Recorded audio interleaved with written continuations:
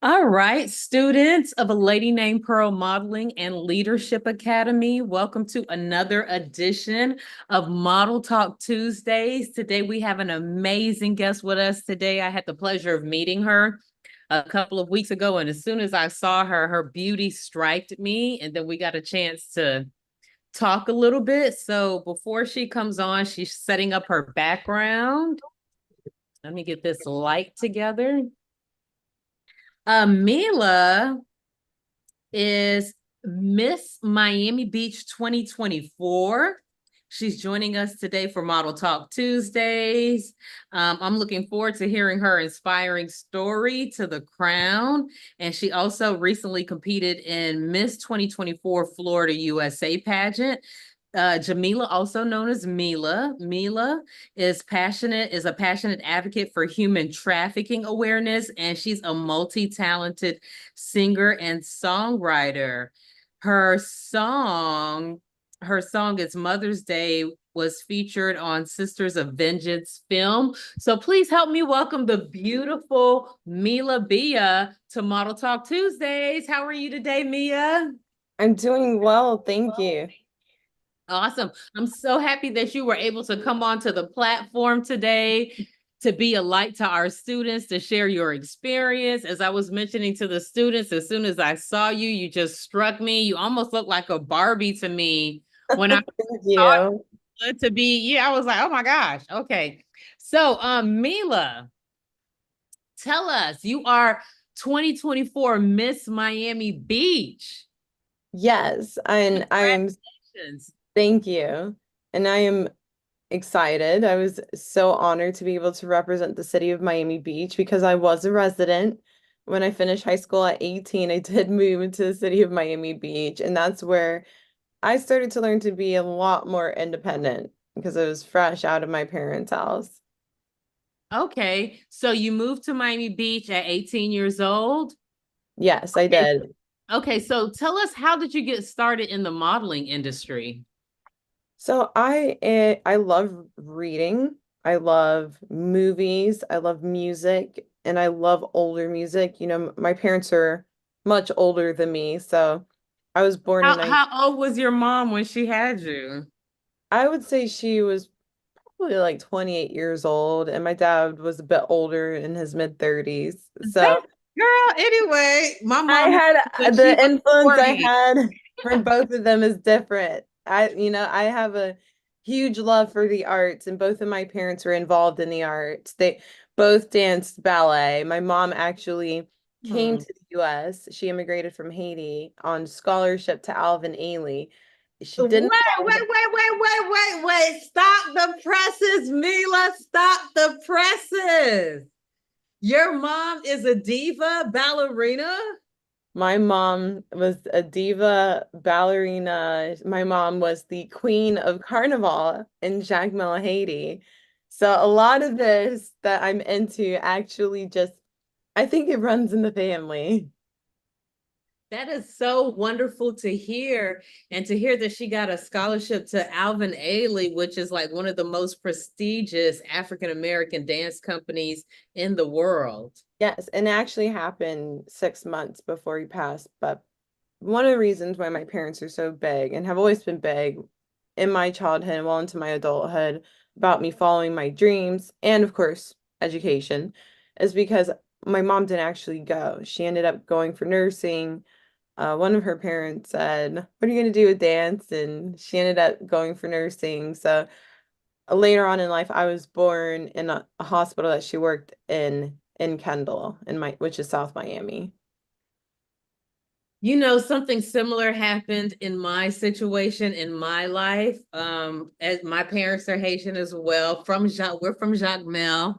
It's funny. My mom is Haitian. My father's actually American. So there's a difference of cultures going on. Okay. And yeah, my parents, but they weren't. And my father let me model, but the arts, just this whole thing with the arts and the fear or the different things they project on you because they feel is going to be in some type of instability. So you were born in the hospital that your mom gave up her dance career and went into nursing. You know, everything happens for a reason. Nothing is everything I believe. I don't know if I believe it, but we'll just go with intentional. So then after that, you said it runs in your blood. So did she start giving you modeling lessons, put you in dance class? What happened next? I definitely did dance as a little girl, but she was a bit more cautious. You know, she didn't want me to lose the arc in my foot, so I might have started a little later than other girls did. My father also took acting classes in New York and was into dance. He enjoyed ballet as well. But they didn't meet each other doing that. He worked in higher education and I think he was doing his like graduate studies or post grad. So he's been in education since before I was born, and they met at one of the colleges he was working at. That's a beautiful story, Mila. Okay, so you take dance. So what is your first modeling gig? Like, how do you get into modeling? Because you're what, 5'10", Mila, or 5'9"? About 5'9", yeah. 5'9". Probably giving you a few inches. But how Yeah, did you 5'10". Oh yeah, I'd love that. so I know you said it was in your blood, but what was your first, big thing or your first, get on the runway moment, first photo shoot moment? I think what it was I was taking music lessons. Then I saw these kids in the magazines and on the TV, and they would talk about discovery stories. And I was living in Fort Lauderdale at this point, and I'm thinking, who's gonna find me? I was like, I want to go. And I just told my parents, this must have been 11, and let me go for it. And I went for I think I just started looking through the papers. I found modeling school and things just like led from one thing to other. You know, you gain experience. I got into pageantry by the time I was a preteen, so I started doing that. And through the pageantry is where I started to find like people in the modeling world. And that's how I got into it. And I would say that my first modeling job was probably like a commercial, like not a commercial, but like a Commercial work. newspaper ad that goes out back to school for Target. And then you start hearing from your friends, hey, I saw you there. Yes, that's a big deal. I remember my friends that were modeling for different Target ads and Sears ads, and I was like, I want to do that, but my parents, they were that no, no, no, you're not. And then English was my mother's second language. All of these different things that we had to go through. So okay, when we talk about pageantry, what is, because I also did a pageant. I started out as a model, and modeling is my primary thing, but then I decided, let me do a pageant. So what would you say is the difference between a pageant and modeling? Well, in modeling, you're creating art, whether you're in a commercial or you're in a photo shoot for a catalog or editorial, you're creating art with people and you're not really speaking, you know? So people don't really hear you, they see you. They see that you're like your photogenic capabilities, but it's up to a model to make a platform for themselves. Or, you know, eventually you just kind of are on a board full of girls trying to make it. With pageantry, you not different. Like I was just in the Miss Florida USA system, which is considered a beauty pageant, but almost every single one of those girls have a platform. They have something they stand for, something they've been through, and they want to be a light and a voice for other people who may not be able to speak up for themselves. So with pageantry, you're applying like your life experience, public speaking, communication skills. And then when you're competing, you're interviewing.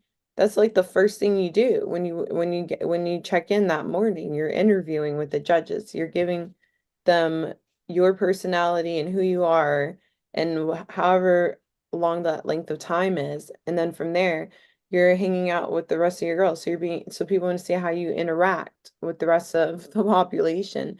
And it's like really intimidating because then when we're on stage competing, We announce ourselves, we do swimwear, and then after swimwear is evening gown. So it's just like there's so much that goes into it. There so many expenses, and I can definitely say the difference is that when it comes to modeling, I'm concerned about am I in shape? How's my skin? And yes, it's so many things has changed where they're more acceptant of other body types, which should be normalized anyways, because I'm not the same as one of my girlfriends who has a bigger build than me. And when we're at our fittest, we're still not going to be the same. So I do believe, yes, that's right. We should be inclusive of everyone because everyone is different. And but with pageantry, the first thing that I thought about, well, what's my platform? Because I'm not going to go into this and not stand for something. I'm not just trying to solicit beauty. That's not the furthest thing from my mind. I was like, what is it that I stand for? And I sat there and I brainstormed for a while. And I said, I know what I stand for. I know what I've been through. I know what I've witnessed that I would like to make a change about. And that was definitely human trafficking and bring awareness to that, women's rights, mental health awareness. And in a way they all intersect anyways, but it's such a big deal. It's so important in the state of Florida. And being born and raised here and living in other big cities like New York, traveling in Europe on my own, not like having a chaperone. As an adult too, it's a big deal, and it's important for girls to be aware of their surroundings, be self-aware.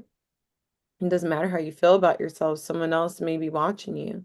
So going into pageantry, I definitely focused on my platform and building that, or I didn't want to throw myself out there and be on stage asking to represent the state of Florida without really standing for something that would be beneficial to other women.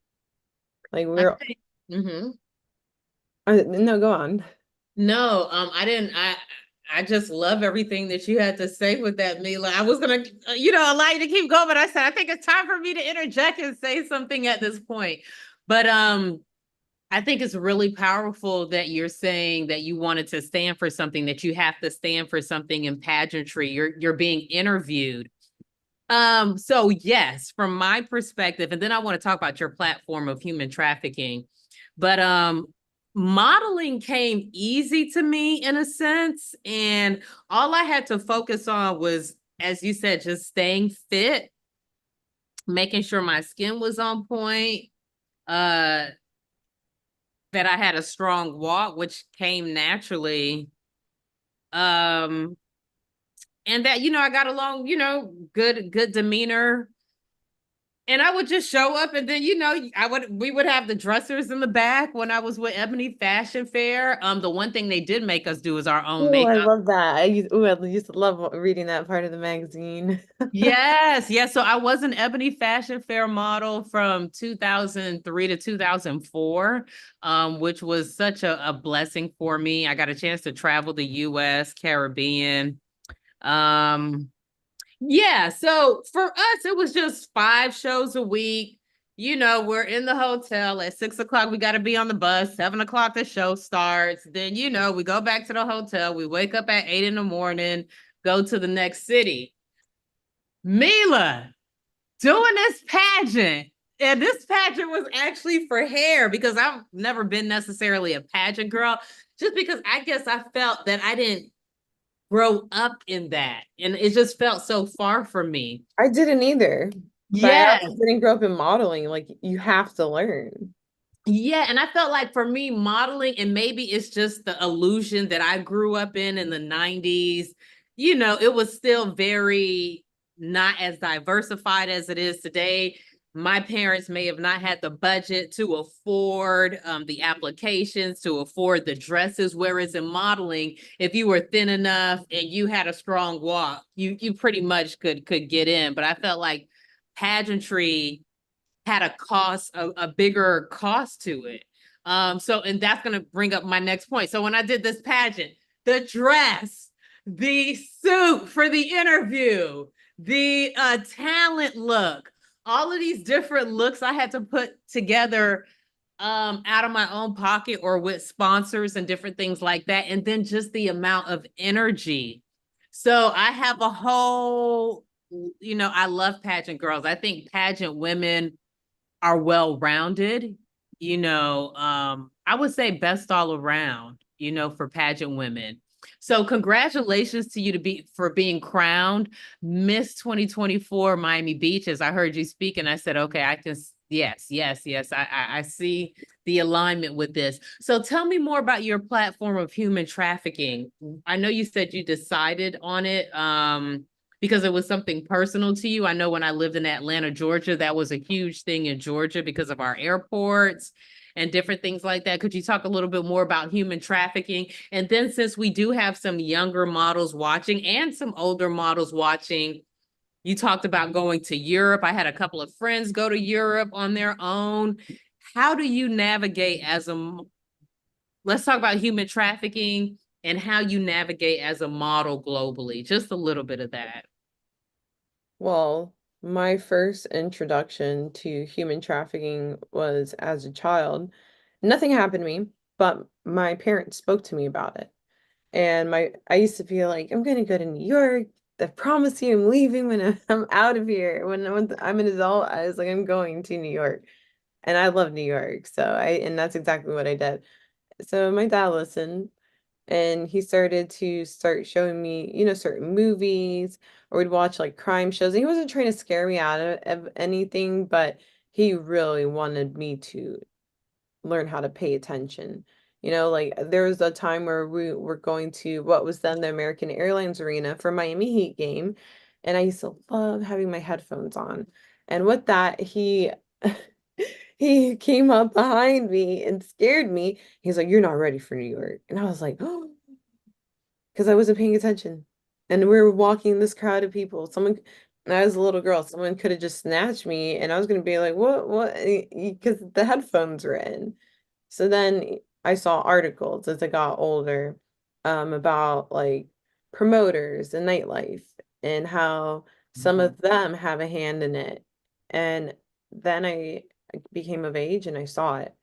And before I became of age, growing up in South Florida, it was a lot of, I guess it was all the rage to be a dancer.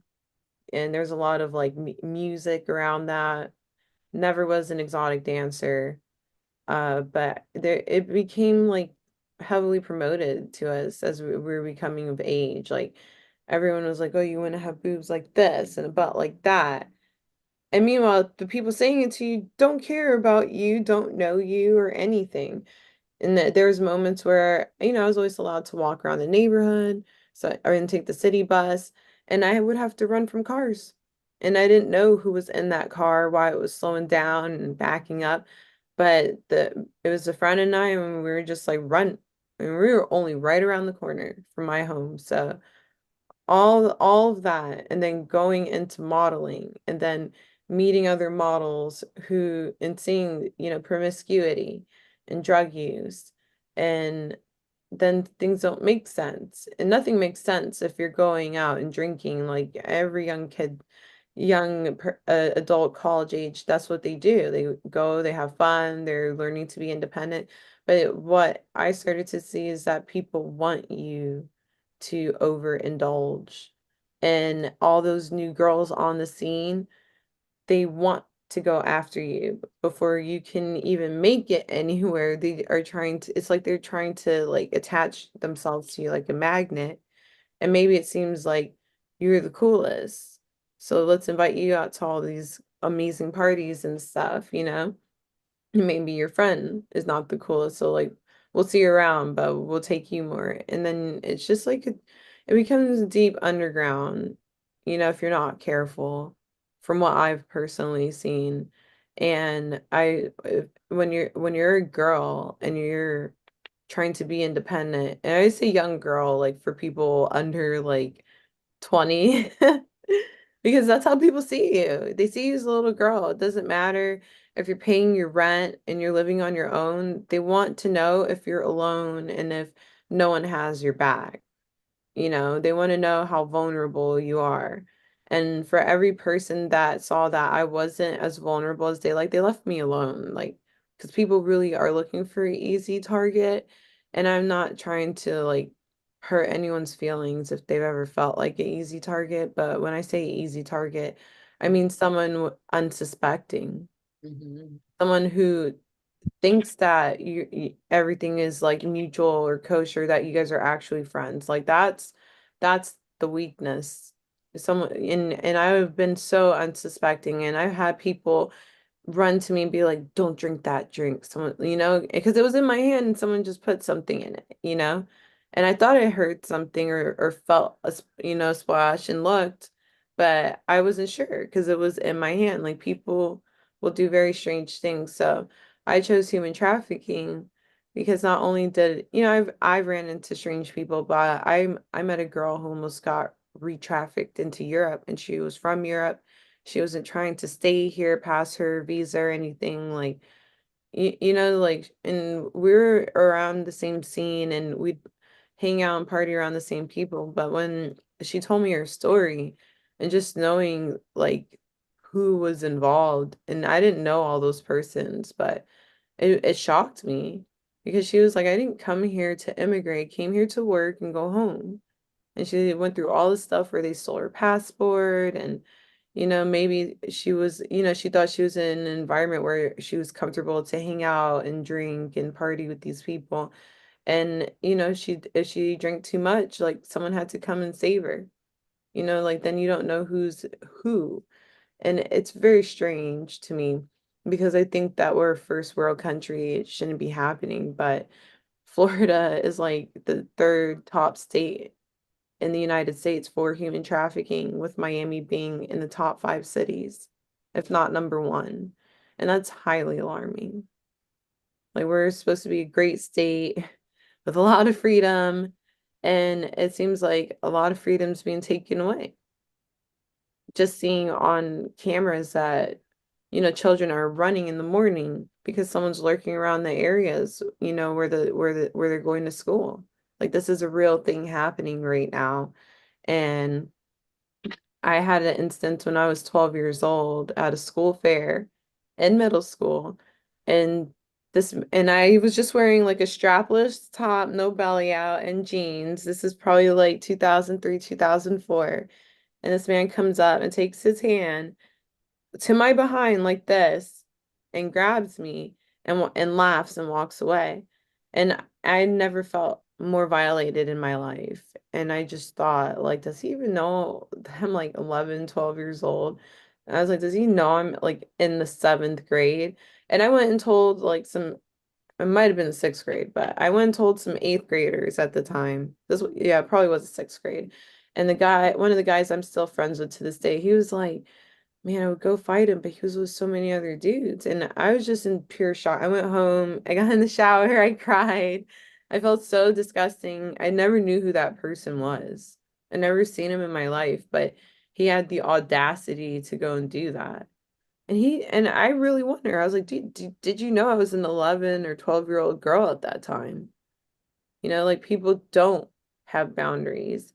And I was unsuspecting. So the best way to speak about human trafficking is by educating other people. And that's why I've gotten involved with Sisters of Vengeance and sang on their Mother's Day song. And I'm willing to do anything else I can to educate people because that's a good way to help prevent these matters or at least get people to speak up more. Mila, I would love to do something with the foundation, since we talk to a lot of something around that. Yes. So models, be careful because I was even reading Beverly Johnson's biography, first African American woman on the cover of American Vogue. And she was saying that her agency, so sometimes we think we have, agencies are good because they can vet clients or vet photographers, vet whoever you're working with. But she said, even when the agencies vetted the photographer or vetted the client, at times people on set would still do weird things. So as a model, always speak up. If you feel uncomfortable, get yourself out of that situation and pay attention because human trafficking is a real thing. So thank you so much, Mila, for bringing that up. So On another note, you have some other gifts in addition to your modeling, your pageantry. So you mentioned earlier that or you just mentioned that you did a Mother's Day song for human trafficking. So Yeah. tell us about your singing. You are a rocker. I was checking out some of your songs, your music video. You just released the song recently. So tell us a little bit about that. Well, I go by Mila B or Mila the American Pistol, and pistol spelled Pistil, which is the ovary of a flower. It's not a gun. I think in a way every woman is a pistol because no matter what happens, no matter how many petals fall, you can still bloom, even I if you love feel like you can't in that moment. So I've always been into music. It's a passion. I actually feel kind of sick if I don't sing. Like, it. because I Mhm. I really apply myself on it. And I've been writing songs since I was a little girl. So my focus really is rock and roll. I love to rock out. I also love oldies like doo-wop and jazz and some R&B and pop. So I'm not just like limited. I really love music, and I'm looking forward in the future to having a band that's almost complete and Okay. and performing because that's where the fun is. That's what makes me happy. I love it. I love the behind the scenes. I love being in front of the camera. I love it all. So the song that I got involved with was Sisters of Vengeance, which is a short film that's won over 30 awards, at different film festivals, including Cannes. There's a bit of satire in it, but it's pretty serious. They're not really bringing like to the situation. They're showing like human trafficking, and it's about a character who had been trafficked, survived it. She's like going after her traffickers. So I was like, oh yeah, I want to be involved in this. And the song, It's Mother's Day, is pretty much a lot of women coming together and singing about how we're here for you. Like it's Mother's Day, it's our time now. We're coming to save you. And there's some women who don't sing in it at the end, but they say some like very like kind, heartwarming words in different languages. And I was lucky to say a line as well in Hebrew. And a lot of them are philanthropic women who are just using their influence and whatever power that they have to just, continue educating people and showing their support for our victims because there's so many silent sufferers. And just in South Florida, there's not only sex trafficking, but there's labor trafficking. And we need to do what we can to help people. Like, here's a cool did you know, but did you know the first piece of legislation for human trafficking, I believe, was in the year 2000. Oh, wow. That's Yeah. a little late.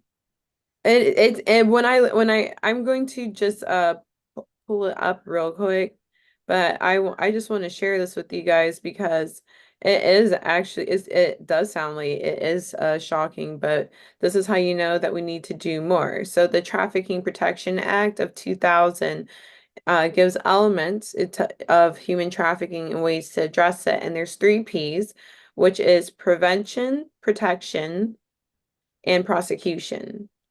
So prevention, like I said, is through education. That's what the word awareness is.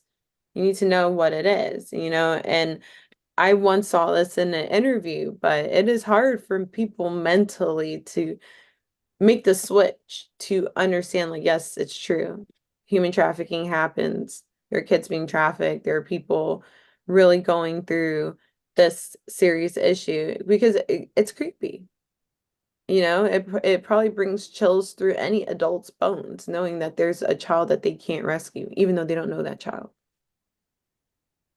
Yeah, it's really deep. It's really, really deep. It's a crazy thing because some of these parents don't get their kids back. There's been movies made on this topic. I'm trying to remember the famous movie with the father that went to get the daughters in Europe. But yeah, Taken, yes. That was when I watched with my Taken. father. Yes, And they put statistics in all those movies in the beginning or in the end, and they tell you within like 24 hours of someone being taken, it is very hard to find them. And yes. I learned just within the past 3 years that sometimes people get taken and they're in containers on a ship in the middle of the ocean. That blew my mind. That absolutely blew my mind. To know that people are being treated like that, it's absolutely unacceptable. And before I forget, there are two more additional P's, which are partnership, because no one can do this kind of work alone. It takes the village, it does take the community. It takes all of us to come together, or at least individually be vigilant, in my opinion. And policy, speaking to our lawmakers, making sure these policies are put in place, that no one's trying to put anything through the cracks in any state for that matter. I want to know that the children of today are safe. And not just for my own children, but for everyone. Because if a child isn't safe and a woman isn't safe, how are men going to be safe? Like a lot of us look at men to be big and strong, but men can get trafficked. There's human slavery still happening. Like we have to band together. So as a model navigating that, you definitely you got to learn to feel secure in yourself. And it's like an uphill battle, I think, for anyone. You all that are tuning in, welcome to Model Talk Tuesdays. We have Mila Bea here, 2024 Miss Miami Beach. She is Hi. also an advocate for human trafficking. That's the focus of this talk today. Mila, we usually have 30 minutes on this platform. We've gone over just a little bit. Students, I see you. Go ahead and type your name in the chat so that I can give you a shout out for those of you that are on.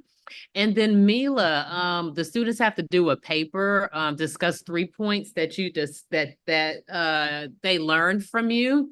So before we close out, I want to thank you for being a guest, for accepting my invitation. You have been an amazing guest. Thank you for having me. Yes. And I would like you to just close us out with something, like leave us with something, whether it's a pearl of wisdom. Well, first, how can people find you if they want to get in contact with you, follow you, all of those different things? All right, well, you can find me on, if you want to look on Instagram at Mila B Official, which is MILA BEA Official. Or you can look at American Pistol, which is American and Pistol PISTIL. I also have another Instagram called Stellar Sun Solutions. I did start my own business. It's a notarial service in project management. And it's just as you hear it, Stellar Sun Solutions. And to close you out, I probably want to share some wisdom that was shared with me through one of my mentors in human trafficking, who's part of the Sisters of Vengeance team. And that's just to say self-love. All you need is love. Like you'll be shocked, no matter where you are in life, whether you decide to go for law enforcement or to do your own thing, pursue your dreams, which you really should do, even as a model. Make sure that you listen to yourself and you know what really makes you happy inside, because I believe we all love creating art. Hence the beautiful pictures you've all probably made already. But you are a piece of art, and what's inside it is also a work of art. And we just all have to learn to love ourselves and really just self-love, self-action, even if it seems hard, like that's how you're going to build yourself up. That's the only way I've ever been able to build myself up. The encouragement and love I've received from, others is an addition or a plus, but I would definitely say, give more importance to your intuition, love yourself, try to live with love, not about being in love romantically, but just like having love for yourself and in loving your own solitude. So that way, when you go out in the world, you can radiate love, because I really strongly believe that's all this world needs is love. I love it. And on that note, Mila, love you. And you all, Mila may be performing August 11th for an event in Miami Beach. If I do get the details for it, if it does happen, I will post it on my IG story. So look out for Oh that. yeah, you'll see me there. Okay, awesome. Mila, thank you, thank you, thank you, thank you. Students, thank you for tuning in, and we will see you tomorrow for leading ladies. Everybody have a good night. Good Bye-bye. night. Thank you.